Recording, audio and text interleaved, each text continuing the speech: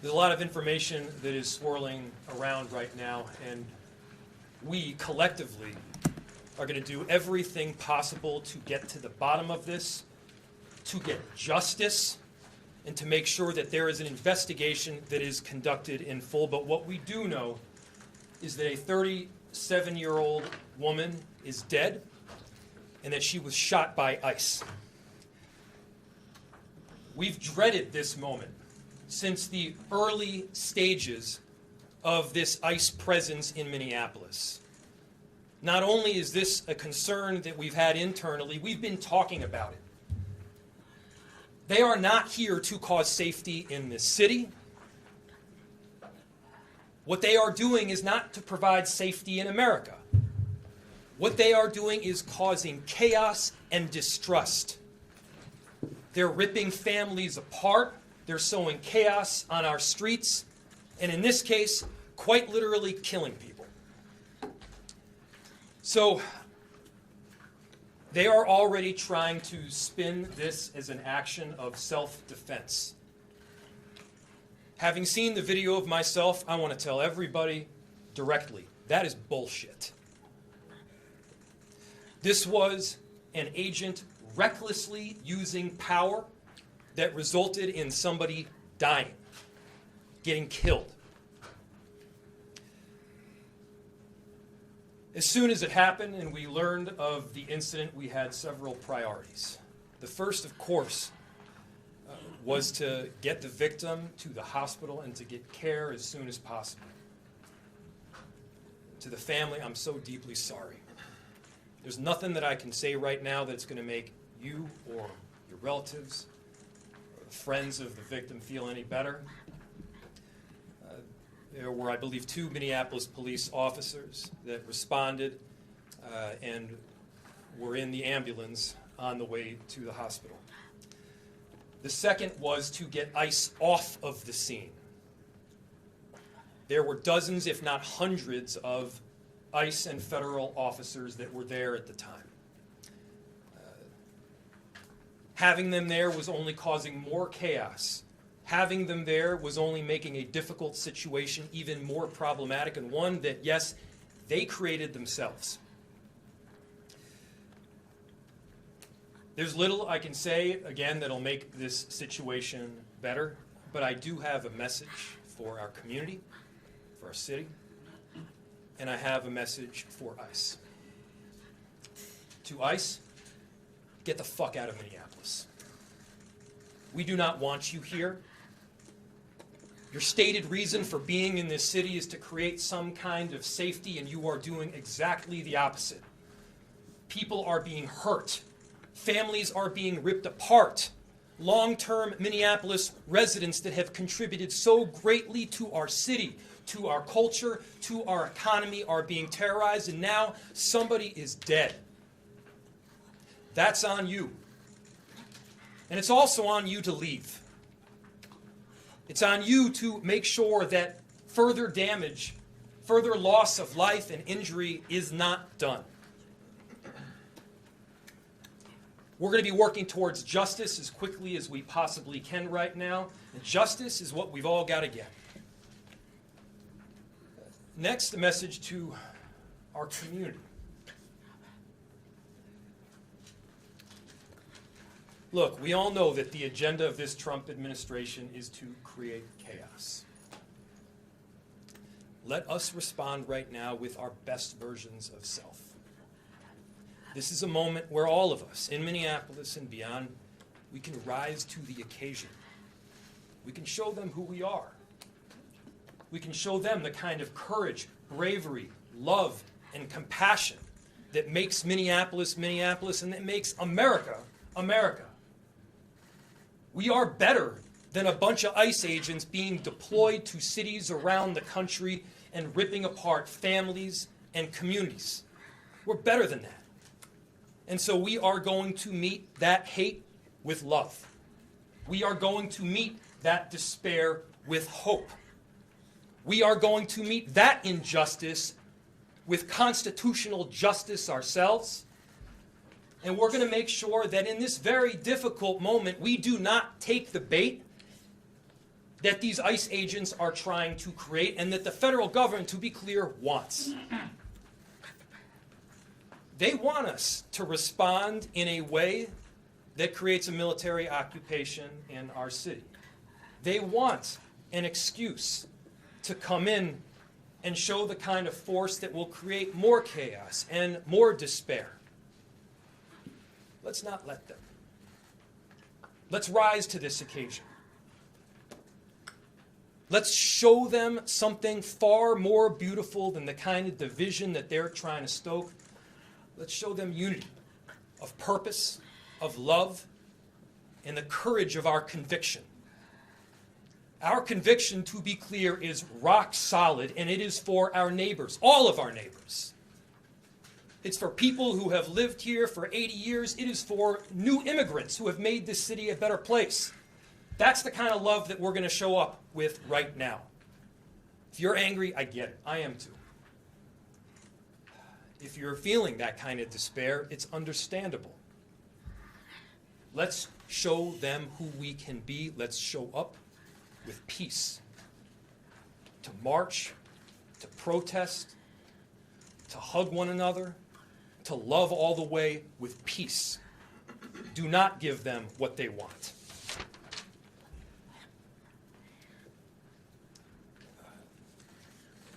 Finally,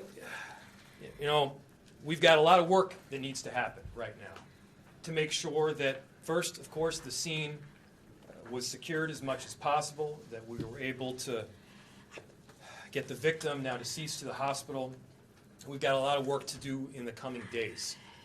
I want to thank our city enterprise for the work that they have done, but more importantly, what they're about to do, because this is going to be heavy, and our city has been through a lot. We also know that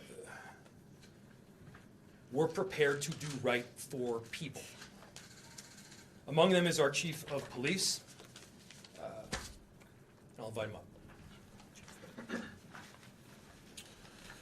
My name is Brian O'Hara, B-R-I-A-N-O''Hara. I am the Minneapolis Police Chief. This morning, Minneapolis police officers received a report of federal law enforcement being involved in a deadly force incident, meaning shots had been fired. Minneapolis police officers responded to the scene. We arrived and found a woman with a gunshot wound to the head. Life-saving measures were performed at the scene, including CPR. The woman was transported to Hennepin County Medical Center, where she has since been pronounced deceased. The preliminary information that we have indicates that this woman was in her vehicle and was blocking the roadway on Portland Avenue, midway between 33rd Street and 34th Street in the city. At some point, a federal law enforcement officer approached her on foot, and the vehicle began to drive off. At least 2 shots were fired. The vehicle then crashed on the side of the roadway. Minneapolis police officers secured the crime scene and assisted in trying to preserve the evidence that is there. We have since turned over the scene both to the Federal Bureau of Investigation as well as the Minnesota Bureau of Criminal Apprehension, which will be conducting an investigation into this use of deadly force. I want to thank the mayor, city council president, other members of the city council, state legislators that were on the scene. This has been a very difficult time for everyone in the city. And this is obviously a very, very tragic situation where a woman has lost her life. That being said, in addition to this tragedy, which unfortunately we did predict, we were seriously concerned about further escalation from the scene. I want to thank the elected officials that came themselves to help us prevent that from happening, as well as the individuals on that scene that remained peaceful and that abided by law enforcement instructions so that we could preserve that scene and ensure that a full and transparent investigation can take place. That being said, I just echo the mayor's comments that we ask that the community continue to call for peace. We understand people are going to be upset about what happened, and people are going to want to exercise their First Amendment rights. But please do so safely and lawfully to ensure that we do not have any further tragedy in this city or destruction. Thank you. Chief, thank you, Sheriff, thank you, council members. I'll open it to questions. Any idea on the identity of the ICE officer who fired those shots at this point?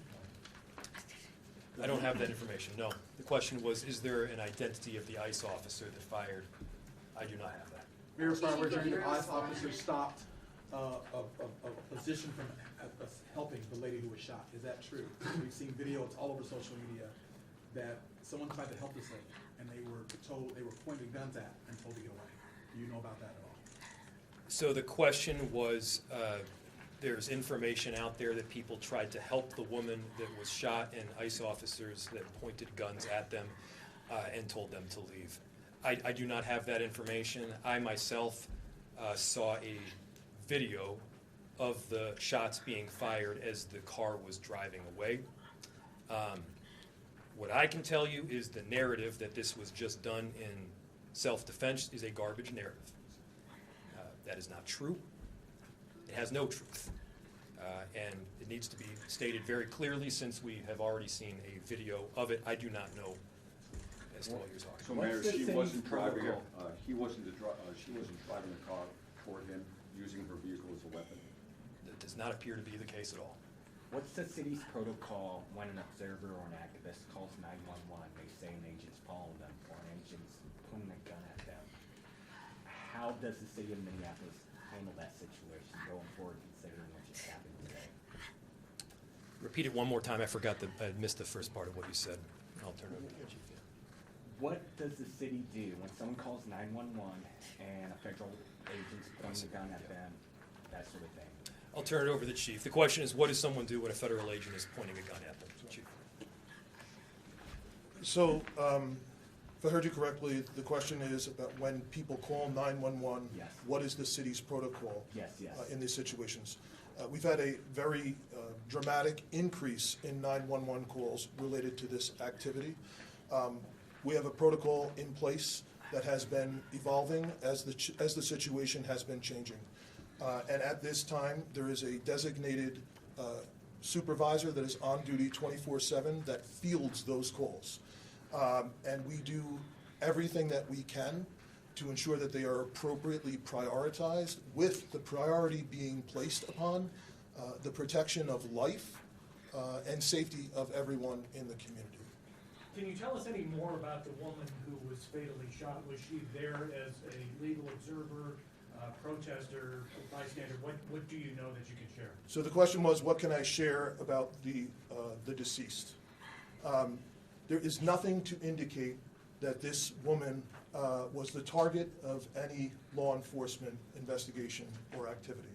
This woman was in her car, and it appears then blocking the street because of the presence of federal law enforcement, which is obviously something that has been happening not just in Minneapolis, but around the country. She appears to be a middle-aged white woman. Chief, just about a month ago, you said these unplanned and questionable tactics by federal agents would result in someone being killed at a press conference right here. Do you consider today's tactics in line with that, or do you just have a generic response to the fact that somebody is now dead? The question is that I had previously made several statements about being concerned about the tactics being employed. I am obviously very concerned that I have been told that a woman who was sitting in her car blocking the street and not the target of any enforcement activity is now deceased. However, I do not know, to be clear, I do not know the exact circumstances of the shooting, but I would tell you, in any professional law enforcement agency in the country, I think they would tell you it's obviously very concerning whenever there's a shooting into a vehicle of someone who's not armed, but it also is something that is possible. At times it is justified. But it is very concerning, and it's something that most law enforcement agencies in the country train very intensely to try and minimize the risk that law enforcement officers get placed into a situation that the need for deadly force would be necessary. Has there been any indication of that need in this case? I didn't hear the question, Has there sorry. been any indication of the need to shoot into a vehicle? in this The question was, any indication about the need, I guess, getting back to the justification of this, I have not seen any information other than what I have Chief, was she communicated. alone in the car? Were there children in the car with her? The question was if she was alone in the car. I know that I got there shortly after this call came in. I did not see anyone else with her while I was on the scene. However, I've since been told by our officers that have been with her the entire time that a spouse has arrived at the hospital. Mayor, just curious if you're thinking about contacting federal authorities to register your concerns about this, I mean, personally making phone calls, et cetera? Yes, we've been on the phone all morning. As soon as we learned about this, again, there were a series of priorities that we needed to go through. The first, of course, is to keep people safe and to help the victim in any way that we could. The second was to get ICE off of the scene. There was the notion that ICE agents would be necessary to create a perimeter around the scene itself. They themselves were creating the kind of dysfunction and chaos that they claimed to be trying to help with. And so the message that we delivered very clearly was to make them leave.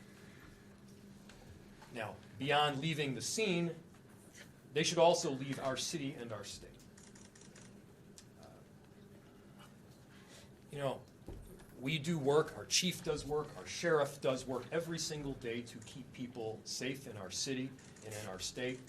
And crime is dramatically down. Crime is down. It continues to trend down. They are doing the hard work of investigating, of arresting perpetrators of violent crime. What this federal administration is doing right now is not about creating safety. Do not let them tell you that what they are doing is about creating safety. It is not. It is having the opposite impact. We need to be clear-eyed about the work that is moving forward, and they need to leave Minneapolis. We have Mayor, time you for may- one or two more questions. Mayor, you may know this with your legal background. If the shooting is found to not be justified, does the city have any legal, or the state rather, have any legal recourse to bring charges against this ICE agent, given that this person is a federal agent, if the feds don't? So, obviously, and I have to always lead with this caveat, because it is true, an investigation still does need to be conducted. I had my perception of what took place based on the vehicle and the vehicle's positioning. It does not appear that the individual is trying to ram anybody. Now, the question was, if it is in fact found to be an unjustified shooting, who issues the charge, who prosecutes, how does justice take place? I don't know the answer in full to that. This is obviously information that we're still working out. Chief, do you have any additional information, or Commissioner? The only thing I would add to the mayor's statement is that the crime scene was held by the Minneapolis Police Department, and the investigation is now being led jointly by the Federal Bureau of Investigation as well as the Minnesota Bureau of Criminal Apprehension. And the purpose of their involvement would be to investigate whether any state laws within the state of Minnesota have been violated. One more Can I question. just add something to that too? Oh, sorry, sir. What's very important is that for our communities, that we do have some kind of part in this investigation. It needs to be done on a local level. With all due respect to the federal level, we do need to make sure that our local agencies are involved. Most certainly the BCA is very well capable of working with our federal partners in doing so. That is something that is needed for our communities, and so that's something that I can tell you that there's already been conversations from the U.S. Attorney's Office to the BCA that have already taken place today. How that's going to roll out, we don't know yet, but we are making sure that there is some kind of local entity, namely the BCA, that has a part in this investigation for the purposes of transparency and expedient transparency as to what happened today. One more. Okay, if that's it. So, Thank you, everybody. Final Got- piece, yeah, go ahead. again, thank you. Thank you, everybody, for coming. Thank you to the media for being here and disseminating this very important information around this tragic incident. To reiterate, a final message to our community members. I understand the anger. Let's unite around hope and love and peace and getting justice. That's what we need to be doing right now. I appreciate the service from everybody up here as well as the 435,000 people that call Minneapolis home. Thank you.